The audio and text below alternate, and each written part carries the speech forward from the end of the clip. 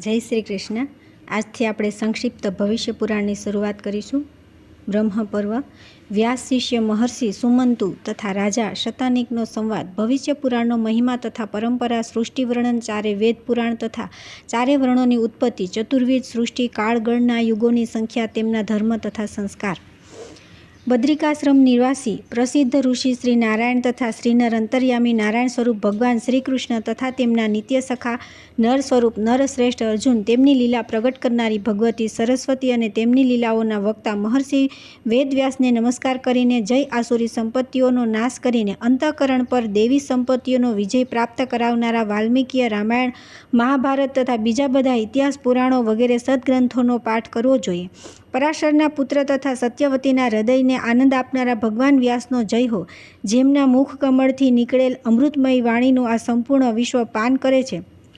વેદ વગેરે શાસ્ત્રોના જાણનાર તથા અનેક વિષયોના મર્મજ્ઞ વિદ્વાન બ્રાહ્મણને સોનેથી મઢેલા શિંગડાવાળી સેંકડો ગાયોનું દાન આપવાથી જે પુણ્ય મળે છે, તેટલું જ પુણ્ય આ ભવિષ્ય પુરાણની ઉત્તમ કથાઓના શ્રવણથી પ્રાપ્ત થાય છે. એકવાર વ્યાસજીના શિષ્ય મહર્ષિ સુમંતુ તથા વસિષ્ઠ, પરાશર, જૈમિની, યાજ્ઞવલ્ક્ય, ગૌતમ, વૈશંપાયન, શૌનક, અંગિરા અને ભારદ્વાજ વગેરે મહર્ષિઓ પાંડવ વંશમાં ઉત્પન્ન મહાબળી રાજા શતાનિકની સભામાં ગયા. રાજાએ અર્ધ્ય વગેરેથી વિધિવત સ્વાગત સત્કાર કરી તે ઋષિઓને તેમને ઉત્તમ આસનો પર બેસાડ્યા તથા સારી રીતે તેમનું પૂજન કરી વિનયપૂર્વક આ પ્રમાણે પ્રાર્થના કરી કે, હે મહાત્માઓ, તમારા લોકોના આગમનથી મારો જન્મ સફળ થઈ ગયો. તમારા લોકોના સ્મરણ માત્રથી જ મનુષ્ય પવિત્ર થઈ જાય છે.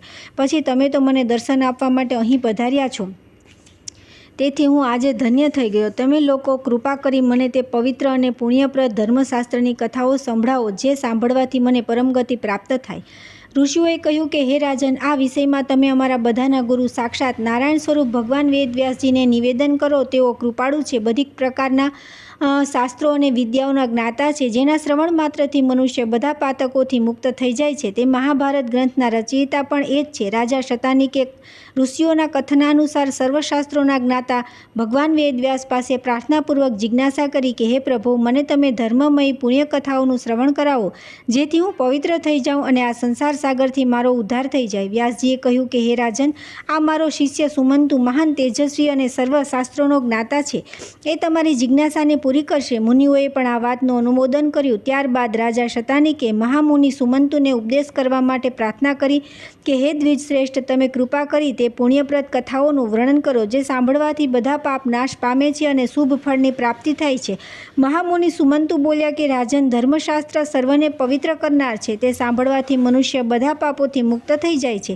કહો, તમારી શું સાંભળવાની ઈચ્છા છે? રાજા શતાનિકે કહ્યું કે, હે બ્રાહ્મણ દેવ, તે કયા ધર્મશાસ્ત્ર છે જે સાંભળવાથી મનુષ્ય પાપ મુક્ત થઈ જાય છે? સુમંત મુનિ બોલ્યા કે, હે રાજન, મનુ, વિષ્ણુ, યમ, અંગિરા, વસિષ્ઠ, દક્ષ, સંવર્ત, શતાત, પરાશર, અપત્સમ, ઉશના, કાત્યાયન, બૃહસ્પતિ, ગૌતમ, શંખ, લિખિત, હારિત તથા અત્રિ વગેરે ઋષિઓ દ્વારા રચિત મન્વાદી અનેક ધર્મશાસ્ત્ર છે. તે બધા ધર્મશાસ્ત્રોને સાંભળીને તથા તેમના રહસ્યને સારી પેઠે હૃદયમાં ધારણ કરીને મનુષ્ય દેવલોકમાં જઈને પરમ આનંદને પ્રાપ્ત થાય છે, એમાં કોઈ શંકા નથી. શતાનિકે કહ્યું કે, હે પ્રભુ, જે ધર્મશાસ્ત્રો તમે કહ્યા છે તે મેં સાંભળ્યા છે. હવે તમને ફરીથી સાંભળવાની ઈચ્છા નથી. કૃપા કરીને તમે ચારે વર્ણોના કલ્યાણ માટે જે ઉપયોગી ધર્મશાસ્ત્ર હોય તે મને કહો. સુમંતુ મુનિ બોલ્યા કે, હે મહાબાહો, સંસારમાં ડૂબેલા પ્રાણીઓના ઉદ્ધારના માટે 18 પુરાણ, શ્રી રામકથા તથા મહાભારત વગેરે સદગ્રંથો નૌકારૂપી સાધન છે. 18 મહાપુરાણો તથા 8 પ્રકારના વ્યાકરણોને સારી રીતે સમજીને સત્યવતીના પુત્ર વેદવ્યાસજીએ મહાભારત સંહિતાની રચના કરી,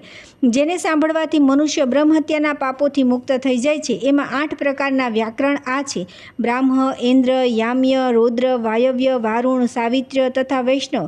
બ્રહ્મ, પદ્મ, વિષ્ણુ, શિવ, ભાગવત, નારદીય, માર્કંડેય, અગ્નિ, ભવિષ્ય, બ્રહ્મવૈવર્ત, લિંગ, વરાહ, સ્કંદ, વામન, કુર્મ, મત્સ્ય, ગરુડ તથા બ્રહ્માંડ. આ 18 મહાપુરાણ છે. આ બધા ચારે વર્ણોના માટે ઉપકારક છે. આ બધામાંથી તમે શું સાંભળવા ઈચ્છો છો? રાજા શતાનિકે કહ્યું કે, હે વિપ્ર, મેં મહાભારત સાંભળ્યું છે તથા રામકથા પણ સાંભળી છે, બીજા પુરાણો પણ સાંભળ્યા છે, પરંતુ ભવિષ્ય પુરાણ સાંભળ્યું નથી. તેથી વિપ્રશ્રેષ્ઠ, તમે મને ભવિષ્ય પુરાણ સંભળાવો. આ વિષયમાં મને બહુ ઉત્કંઠા છે. સુમંતુ મુનિ બોલ્યા કે હે રાજન, તમે બહુ ઉત્તમ વાત પૂછી છે. હું તમને ભવિષ્ય પુરાણની કથા સંભળાવું છું, જે સાંભળવાથી બ્રહ્મહત્યા વગેરે મોટા મોટા પાપ નષ્ટ થઈ જાય છે અને અશ્વમેઘ વગેરે યજ્ઞોનું પુણ્યફળ પ્રાપ્ત થાય છે તથા અંતમાં સૂર્યલોકની પ્રાપ્તિ થાય છે. એમાં કોઈ સંદેહ નથી. આ ઉત્તમ પુરાણ પહેલાં બ્રહ્માજી દ્વારા કહેવામાં આવ્યું છે. વિદ્વાન બ્રાહ્મણે આનું સારી રીતે અધ્યયન કરી પોતાના શિષ્યો તથા ચારે વર્ણો માટે ઉપદેશ કરવો જોઈએ.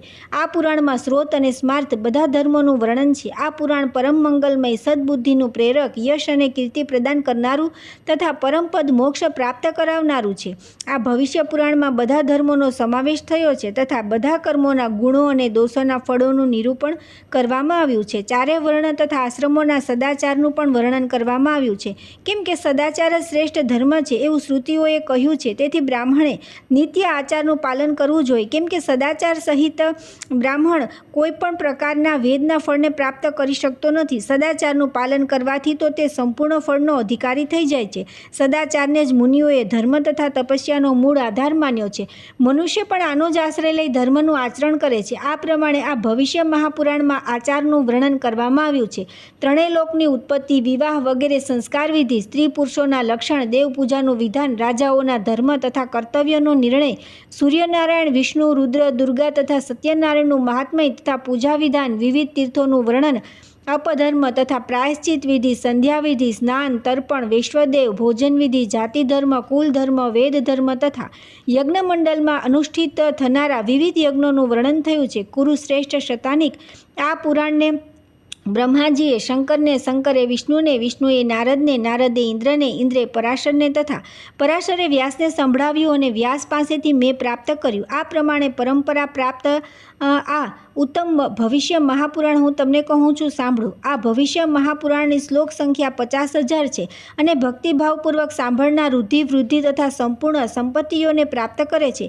બ્રહ્માજી દ્વારા કહેલા આ મહાપુરાણમાં 5 પર્વ છે: બ્રાહ્મ, વૈષ્ણવ, શૈવ, ત્વાષ્ટ તથા પ્રતિસર્ગ પર્વ. પુરાણના સર્ગ, પ્રતિસર્ગ, વંશ, મન્વંતર તથા વંશાનુચરિત આ 5 લક્ષણ બતાવેલા છે તથા આમાં 14 વિદ્યાઓનું પણ વર્ણન છે. 14 વિદ્યાઓ આ પ્રમાણે છે: 4 વેદ, ઋક, યજુ, સામ, અથર્વ; 6 વેદાંગ, શિક્ષા, કલ્પ, નિરુક્ત, વ્યાકરણ, છંદ, જ્યોતિષ, મીમાંસા, ન્યાય, પુરાણ તથા ધર્મશાસ્ત્ર; આયુર્વેદ, ધનુર્વેદ, ગંધર્વવેદ તથા અર્થશાસ્ત્ર. આ ચારેયની સાથે 18 વિદ્યાઓ થાય છે.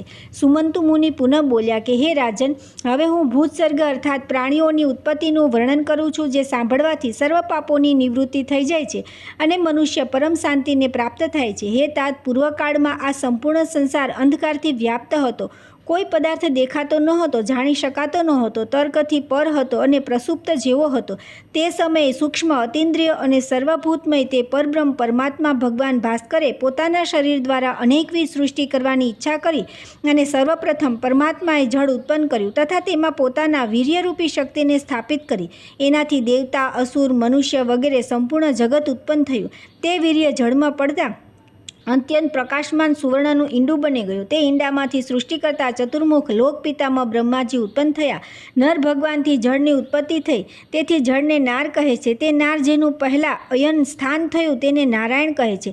તે સદરૂપ, અવ્યક્ત તથા નિત્ય કારણ છે. એમનાથી જે પુરુષ વિશેષની સૃષ્ટિ થઈ તેઓ સંસારમાં બ્રહ્માજીના નામે પ્રસિદ્ધ થયા. બ્રહ્માજીએ દીર્ઘકાળ સુધી તપસ્યા કરી અને તે ઈંડાના 2 ભાગ કરી દીધા. એક ભાગમાં ભૂમિ અને બીજામાં આકાશની રચના કરી. મધ્યમાં સ્વર્ગ, 8 દિશાઓ તથા વરુણનું નિવાસ સ્થાન એટલે કે સમુદ્ર બનાવ્યો. પછી મહાદાદી તત્વોની તથા બધા પ્રાણીઓની રચના કરી. પરમાત્માએ સર્વપ્રથમ આકાશ ઉત્પન્ન કર્યું અને પછી ક્રમશઃ વાયુ, અગ્નિ, જળ અને પૃથ્વી એ તત્વોની રચના કરી. સૃષ્ટિની આદિમાં જ બ્રહ્માજીએ તે બધાના નામ અને કર્મ વેદોના નિર્દેશ અનુસાર જ નક્કી કરી તેમની અલગ અલગ સંસ્થાઓ બનાવી દીધી. દેવતાઓના તુષિત એક સ્વર્ગ વગેરે, જ્યોતિષ્ઠોમયદી, સનાતન યજ્ઞ, ગ્રહ, નક્ષત્ર, નદી, સમુદ્ર, પર્વત, સમ અને વિષમ ભૂમિ વગેરે ઉત્પન્ન કરી. કાળના વિભાગો, સંવત્સર, દિવસ, માસ વગેરે અને ઋતુઓ વગેરેની રચના કરી. કામ ક્રોધ વગેરેની રચના કરી વિવિધ કર્મોના સદ અસદ વિવેકના માટે ધર્મ અને અધર્મની રચના કરી અને અનેકવિધ પ્રાણી જગતની સૃષ્ટિ કરી તેમને સુખ દુઃખ હર્ષ શોક વગેરે સાથે જોડી દીધા. જે કર્મ જેણે કર્યું હતું તે અનુસાર તેની ઇન્દ્ર ચંદ્ર સૂર્ય વગેરે પદો પર નિયુક્તિ થઈ. હિંસા અહિંસા મૃદુ ક્રૂર ધર્મ અધર્મ સત્ય અસત્ય વગેરે જીવોનો જેવો સ્વભાવ હતો તે તેવા જ તેમનામાં પ્રવેશ થયા.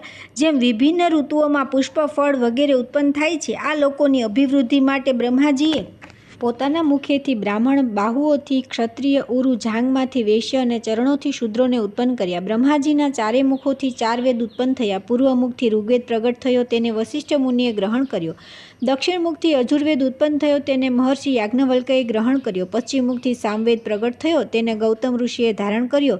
અને ઉત્તર મુખથી અથર્વવેદ પ્રગટ થયો, જેને મહર્ષિ સૌનકે ગ્રહણ કર્યો. બ્રહ્માજીના લોક પ્રસિદ્ધ પંચમ ઉર્ધ્વમુખથી 18 પુરાણ, ઇતિહાસ અને યમાદિ સ્મૃતિશાસ્ત્ર ઉત્પન્ન થયા. ત્યાર પછી બ્રહ્માજીએ પોતાના શરીરના 2 ભાગ કર્યા. જમણા ભાગને પુરુષ તથા ડાબા ભાગને સ્ત્રી બનાવ્યું અને તેમાં વિરાટ પુરુષની સૃષ્ટિ કરી. તે વિરાટ પુરુષે વિવિધ પ્રકારની સૃષ્ટિ રચવાની ઈચ્છાથી દીર્ઘકાળ સુધી તપસ્યા કરી અને સર્વપ્રથમ 10 ઋષિઓને ઉત્પન્ન કર્યા, જે પ્રજાપતિ કહેવાયા. તેમના નામ આ પ્રમાણે છે: નારદ, ભૃગુ, વશિષ્ઠ, પ્રચેતા, પુલહ, ક્રતુ, પુલત્સ્ય, અત્રિ, અંગિરા અને મરીચી.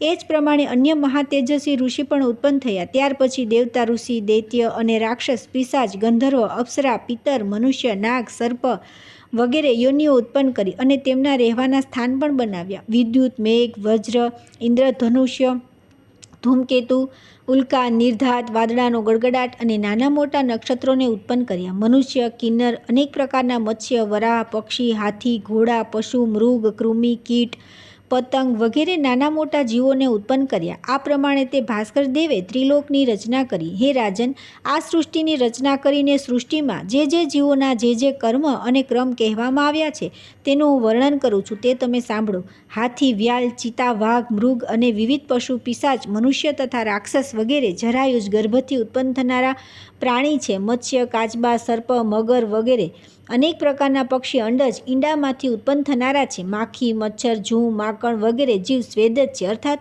પસીનાની ઉષ્માથી ઉત્પન્ન થાય છે. જમીન તોડીને ઉત્પન્ન થનારા વૃક્ષ, ઔષધિઓ વગેરે ઉદ્વજ સૃષ્ટિ છે, જે ફળ પાકે ત્યાં સુધી રહે અને પછી સુકાઈ જાય અથવા નષ્ટ થઈ જાય. તથા ઘણા ફૂલ અને ફળવાળા વૃક્ષ છે તે ઔષધિ કહેવાય છે, અને જે ફૂલ આવ્યા વિના જ ઉગે છે તે વનસ્પતિ છે, તથા જે વિકસિત થઈને ફળ આપે છે તેમને વૃક્ષ કહે છે. એ જ પ્રમાણે ઝુલ્મ, ઝાડી, કુંજ અને વેલ વગેરે અનેક પ્રકાર હોય છે. આ બધા બીજથી અથવા ગાંઠથી અર્થાત વૃક્ષની નાની ડાળી કાપીને જમીનમાં રોપી દેવાથી ઉત્પન્ન થાય છે. આ વૃક્ષ વગેરે પણ ચેતનાવાળા છે અને તેમને સુખ દુઃખનું જ્ઞાન હોય છે, પરંતુ પૂર્વજન્મોના કર્મોના કારણે તમોગુણથી આવૃત રહે છે. એ કારણે મનુષ્યની જેમ વાતચીત વગેરે કરવામાં સમર્થ થઈ શકતા નથી.